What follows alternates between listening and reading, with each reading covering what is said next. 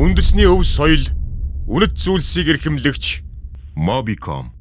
Тагуу нэгэн госон топ гэд байна. Таргууд нэг сэвгэр толгой төхөд байна. Хар махан тай.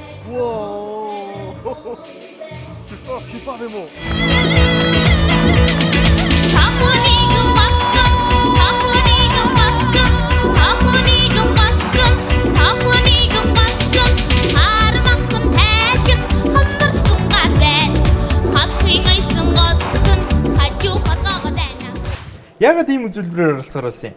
Яагаад гэвэл илүү онцлог бусдаас илүү давмжлагаатай тийм юу байх юм болов гэж. Би болохоор ирээдүйд том болоод жүжигчин болохыг хүсдэг. Бас нэг нь л урлагийн төрөл. Тэгээд би яг энд дуу туулдаг нь болохоор би жүжигчин болоход мэдээж бүх төрлийн авьяас хэрэг болдог байх гэж би боддог. Хизэнээс ер нь бэлдв энэ үзүүлбэртээ? Ер нь бол аяаслан монголчууд гэдэг нөгөө нэг юу явсан да. Нэвтрүүлгийн их хэлсэн. Нэвтрүүлгээр гарсан. Тэгтэл бэлдэж эхэлсэн. Одоо тэгээд хэр удаж ийн гэсэн үг үү тэгэхээр чинь? Нилээд хэдэн сар болчихлоо шүү дээ. 2 сар болсон. 2 сар болчихлоо.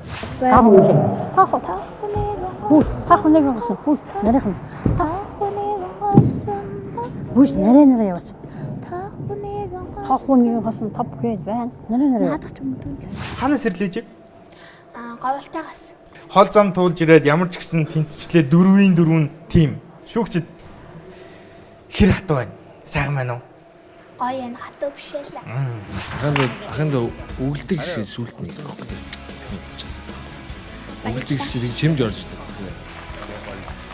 Надад чиний нэг юм цовоо цолгон гэж нэг тийм хоолой байдаг да хүүхдийн тийм жингэнсэн ч юм шиг тийм. Надад яг тэр хоолой чих гой санагдсан, таалагдсан. Баярлаа. 4 тэнцсэн. Баярлаа. За хувцс чи их гоё юм аа. Гутал, малгай.